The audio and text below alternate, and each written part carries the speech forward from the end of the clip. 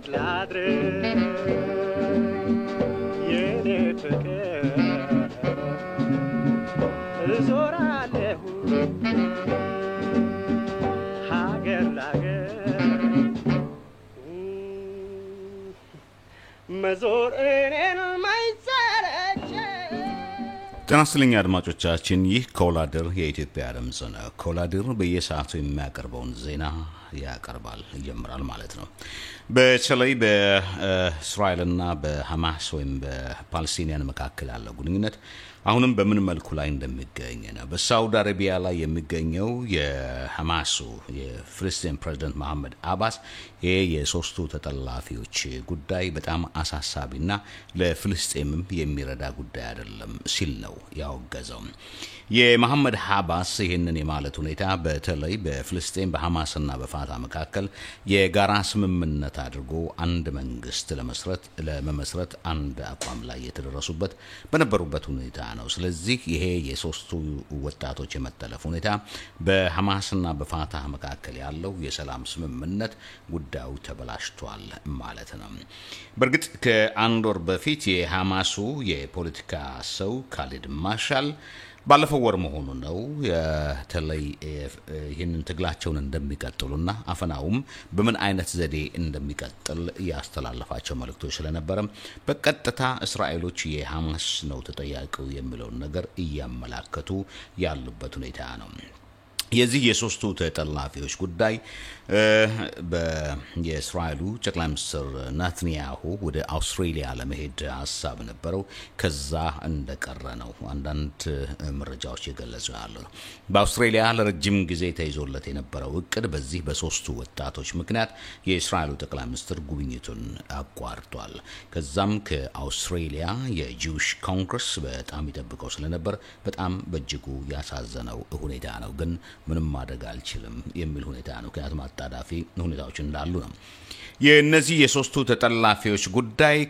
ከዚህ ከእስራኤል ወጥቶ ወደ አውሮፓና አሜሪካንም ተጉዟል በኒውዮርክ የሚገኙት የጂውሽ አይሁዳኖቹ ስብሰባ አድርገው እነዚህን ሶስቱ ልጆች መፈታት እንዳለባቸውና መለቀቅ እንዳለባቸው ነው በየበኩላቸው ድምጻቸውን ያሰሙ የሚገኙት በሌላ በኩል በዩናይትድ ስቴትስ ኮንግረስ አካባቢ ላይ በአንዳንድ ስቴቶችም ስብሰባ ተካሂዷል በተለይ የሂውመን ራይት የሰብአዊ መብቶችን እነዚህን ሶስት ተጠላፊዎች መለቀቅ እንዳለባቸው ነው አሁን ሶስት እስራኤላዊ ወጣቶች የመያዝ ሁኔታ እንደገና ወደ 300 ናይጄሪያን በቦኮ ሃራም የመያዛቸው ጉዳይ ሶስት ወንዶች ከእስራኤል 300 ከአፍሪካ ጥቁሮች የመያዛቸው ሁኔታ በጋራ ሪሊ የሽብር ፈጠራ ሁኔታ ምን ያህል የከፋ እንደሆነ የሚያሳይ ነው የእስራኤሉ የውጭ ጉዳይ ሚኒስትር ለበመን ለ10 ቀን ወደ አፍሪካ ጉብኝት ላይ ነው ይህንን ሁኔታ በተለይ ከኬንያው ፕሬዝዳንት ጋር ከተገናኘ በኋላ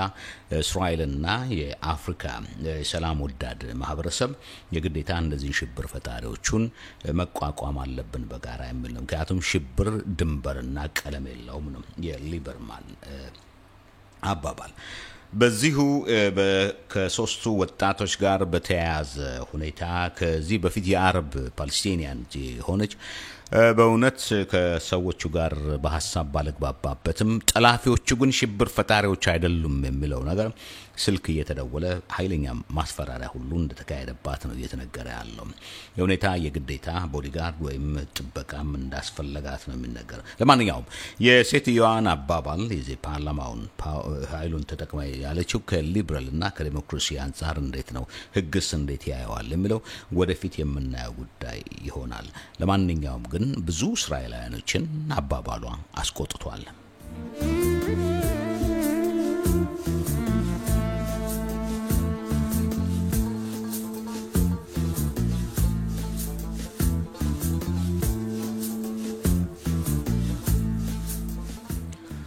የሶስቱ ተጠላፊዎች አያት ወይም እሚታ መሆናቸው ነው በተለይ አብርሃም መቃብር በሚባለው ቦታ ላይ ተገኝተው ኃይለኛ ጸሎት ሲያደርጉ ነው ፊታቸው ላይ ሀዘን ይታያል ብዙ ሰዎች ወደዛ አካባቢ ሄዳሉ ራባናቶችም ከዚህ ቀደም ሲል በኮቴል ማርቪ አይሁዳውያኖች ጸሎት በሚያደርጉበት ኢየሩሳሌም አካባቢ ከ25000 ያላነሱ ሰዎች ለነዚህ 3 ወጣቶች መፈታት እና መለቀቅ ሁኔታ ጸሎት ያደረጉባቸው ሁኔታዎች አሉ።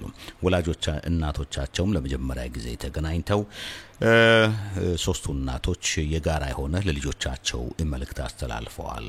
መልእክቱ እንወዳችኋለን በርቱ የሚልም ነገር አለ እና ምንም እንኳን እንዲህ አይነት ሁኔታ ቢደርስም ጽናት እንዳለባቸው መጽናት እንዳለባቸው መጠንከር እንዳለባቸው የሚል ሁኔታ ነው ያስተላለፉት። ያሞነ ይህ የእስራኤል ማህበረሰብ ጂዊሽ በዓለም አቀፍ ደረጃም ያለው ሁኔታ ከወላጆቹ ጋር አንድ ላይ እንደቆመ የሚያሳይ የሚታዩባቸው ምልክቶችም ወይም ድጋፎችን እያሳየ ነው ያለው።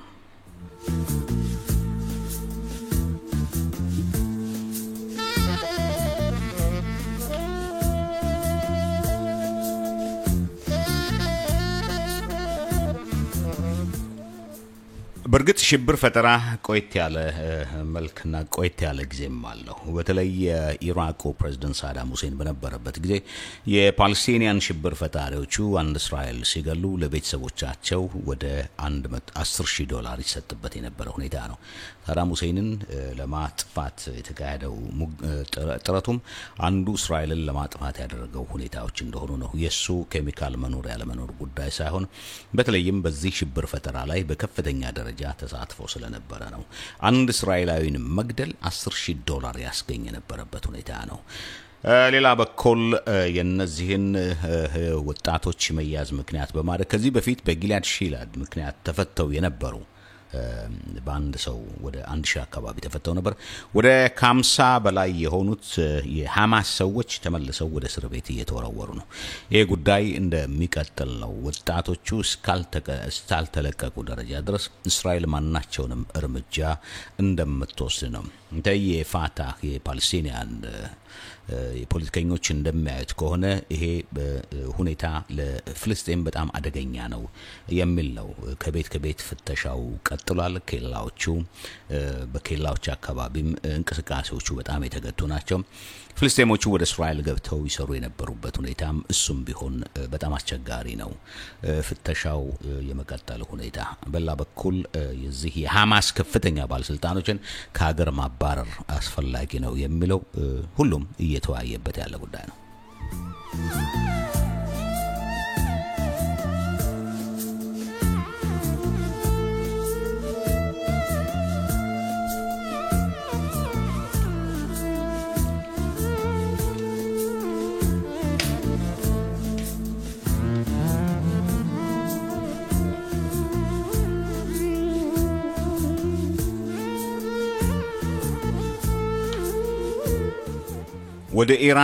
ወደ ኢራቅ ጎራ ስንል ደግሞ በተለይ በጣም ዕውቅ የሆነው የነዳጅ ማጣሪያ በሻይትና በሱኒ አሁንም ተኩስ ላይ መሆኑ ነው። ላይ ሶስተኛው ትውልድ የሚባለው ኢራቅ ወደ ባግዳድ ያመራ ነው። ብዙ ከተሞች በዚህ በአልካይዳ እጅ ወድቀዋል። ለረጅም ጊዜ ግንኙነት የሌላቸው እንግሊዝና አሜሪካን ከኢራን ጋር አንድ ስምምነት ላይ ደርሰዋል። በተለይ እንግሊዝ ኤምባሲውን ወደዛ አካባቢ እንደምትከፍት ነው። አሜሪካ ደግሞ የኢራንን የአየር ክልል ተጠቅማ እነዚህን ጠላቶች የምትለውን የምትደመስስበት ሁኔታ ነው። በእርግጥም በዚህ በኢራቅ አካባቢ ላይ ያለው የሶስተኛው ትውልድ አልካይዳ በተለይ በዚህ ከሐማስ ጋራ ግንኙነት አለው የሚባል ነው። በተለይም 3ቱን ተጠላፊዎቹ የሱ እጅ አለበት የሚል ሁኔታ ነው። ለዚህ ዩናይትድ ስቴትስና እንግሊዝ ከኢራን ጋር ያደረጉት ስምምነት ለእስራኤል አሁን ለወቅቱ ምቹ እንደሆነ የሚነገር ነው። በእርግጥም ኢራን ይፈለጉ የነበሩት ከፍተኛ ጀነራሎችና መኮንኖቹ አሁን ወጣ ብለው በቴሌቪዥን ላይ ለመናገር እየቻሉ ነው። እፎይታ አግኝተዋል ማለት ነው።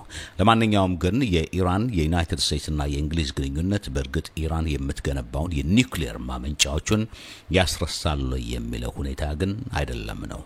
ለማንኛውም እነዚህ አይነት ሁኔታዎቹ ኢራን በተቻለ መጠን ዓለም አቀፉን ውግዘት ወይም ዓለም አቀፉን ህጎች ተጽዕኖችን መቀበል አለባት የሚል ሁኔታዎች ነው። በዓለም አቀፍ ከፍተኛ ማዕቀብ የተጣለባት በተለይ በዩናይትድ ስቴትስና በምዕራብ የኢራን ናት። ለጊዜው ያለው ግንኙነት ግን የጠላት ወዳጅ ነው አይነት ነገር በአሜሪካንና በእንግሊዝ ቫልዩ ወይንም ክብደት ለሚሰጡት ነገር ግን እንያል አትስ ኢራን ለምታደርገው የማታለያ ሁኔታ ግን መቀበል የለብንም አይነት ነገር ነው እና በተለይ በአሁኑ ጊዜ የተነሳው በዚህ በመካከለኛው ምስራቅ የዩናይትድ ስቴትስ ፕሬዝዳንት የቀድሞውን አብርሃም ሊንከንን የማስታወስ ሁኔታ ነው ሰውን ህዝብን አንዴ ልታታልለው ትችላለህ ደጋግመህ ግን ልታታልለው አትችል ነው በተለይ የምዕራቡና እስራኤልን ጨምሮ የሚጠቀሙበት ዘዴ ነው ኢራን ይህንን ሁኔታ እንደማታለያ የምትጠቀምበት ከሆነ በጣም ተሳስታለች ነው ለጊዜው ግን የኢራንን የአየርም ሆነ የምድርን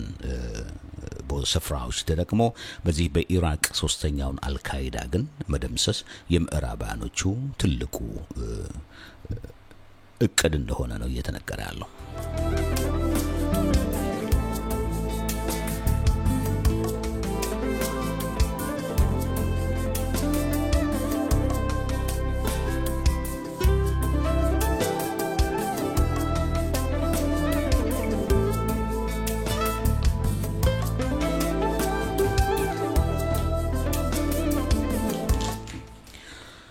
ወደ ጎረቤት ግብጽ ጎራ ስንል አዲስ ፕሬዝዳንት አግኝታለች አዲስ ፕሬዝዳንት ማግኘት ማለት ምን ማለት ነው የሚለው ሁኔታ ያነጋገረ ነው በርግጥ የእስላም ወንድማማቾቹ ስልጣኑን ከያዘ በኋላ የእርስ በርስ መተራመሱ ጉዳይ ነበር በሌላው ሊበራልና ሪፎርሚስት የሆኑት ጥሩ አመለካከት አልነበራቸው ሴቶች የሚደፈሩበት ዘመን ነው በተለይ አብሮ ሳዳማን ነው የፕሬዝዳንቱን ለመገልበጥ የተደረገው በተለይ የግብጽን አመጽ አብሮ ሲያካሂዱ የነበሩት ክርስቲያኖችም ያው ቤተክርስቲያናቸው ይጎዳበት የነበረው ነው ያሁኑ ግን ሲሲ ለየት ያለ ነው ኢኮኖሚውን ለማሳደግ ጥረት እንደማያደርግ የመጀመሪያ ግብጽ የሰላምና መረጋጋት ያስፈልጋታል ከዛ የቱሪስት ጉዳይ ነው ከዛስ ኢንቨስተሮች መግባት አለባቸው ነው የግብጽ የሰላም ስምምነቱ ማለት በውስጡ ሰላማዊ ህይወቶች ከለሉ ኢንቨስተርም ሆነ እዚህ ቱሪስቶች ሊገቡ እንደማይችሉ ሁሉም ያረጋግጣላቸው ነው አይኤምኤፍ በዚህ በመካከለኛው ምስራቅ ላይ አንድ ሪፖርት አጥንቷል በተለይ የአረብ አመጽ ከተደረገ በኋላ የኑሮ ውድነቱ የመተራመሱ ሁኔታ እንደዚህ አይነት ነገሮች ነው ስለዚህ የግዴታ አንድ እድገት ሊመጣ የሚችለው ሰላማዊና መረጋጋት የመንግስት ፖሊሲ ጠንካራ የሆነ የወጡትን ህጎች በተግባር ሊተረጉም የሚችል መንግስት ህግ አውጭና ህግ አስፈጻሚው በትክክል በሚሰራበት ጊዜ ነው የሚል ነው ስለዚህ በሲሲ አሁን ያለው መንግስት ኢንቨስተሮች ወደዛ ሊገቡ የሚችሉበትን መንገድ የመጀመሪያ ኮካኮላ ነው 500 ሚሊዮን ብር በዛ ኢንቨስት እንደሚያደርግ ነው ከዛ ቀጥሎ ወደ ፓኪስታን እንደሚያመራ ነው ኮካኮላ እየተናገረ ያለው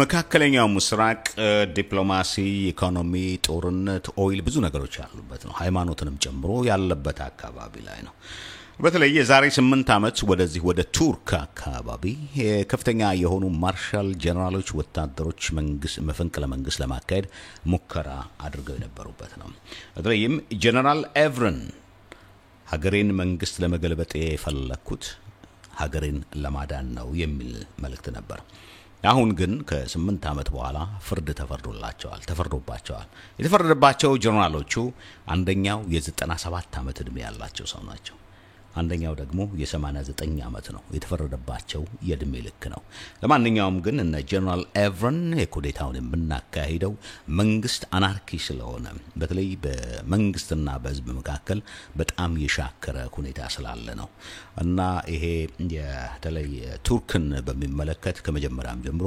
ወታደራዊ መንግስት ነው የመረጋጋት ሁኔታና ለሀገሪቷ እድገት ያሳየ የሚል ነገር ነው ለማንኛውም የቱርክ መንግስት ከዚህ በፊት ጀነራሎቹን ኩዴታ ሊያደርጉ የነበሩትን ሰዎች የእድሜ ልክ ፍርድ ፈርዶባቸዋል የ97 ዓመትና የ89 ዓመት ዕድሜ ያላቸው ሰዎች በዛ መካከል ይገኛሉ።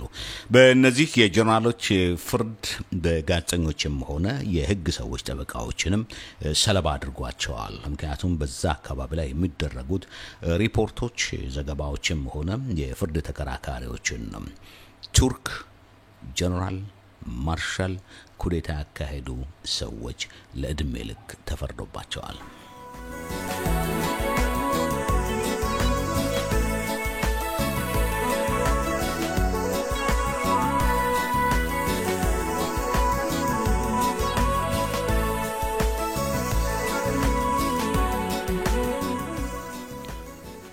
አውሮፓ በሩሲያ ጥገኛ ናት።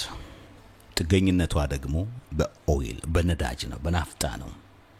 ይሄ ነው ሩሲያን ትልቅ ያደረጋት የሚባል ነው። ሀብት፣ ንብረት፣ ኢነርጂ ነው። ኢነርጂ ትልቁ ፖለቲካ ነው። ወደፊትም የኢነርጂ ጉዳይ ነው። በትልልቅ ሀገሮች አደጉ የሚባሉት የኢነርጂ ጉዳይ ነው። ራሽያም ትልቅ የምትኮራበት ኢነርጂ ነው። ለመሆኑ የአውሮፓን ጥገኛ የሚያደርጋቸው አንድ ዘገባ በተደረገው ጀርመን 40%ን ናፍጣ የምታገኘው ከሩሲያ ነው። ፈረንሳይ 18% አካባቢ ታገኛለች። ጣሊያን 20 ነው። በጣም የሚገርመው ግን እንግሊዝ የሩሲያ ጥገኛ አይደለችም። የአውሮፓን ማህበረሰብ በዚህ ለመያዝ ይሞከራል። ለማንኛውም ዩክሬኒያን ራሽያ ከወረረች በኋላ ፈረንሳይ ሰርታው የነበረውን ሄሊኮፕተሮች ለመሸጥ አዘጋጅታ የነበረው ያ ከሽያጭ እንዲቆም የተደረገበት ሁኔታ ነው።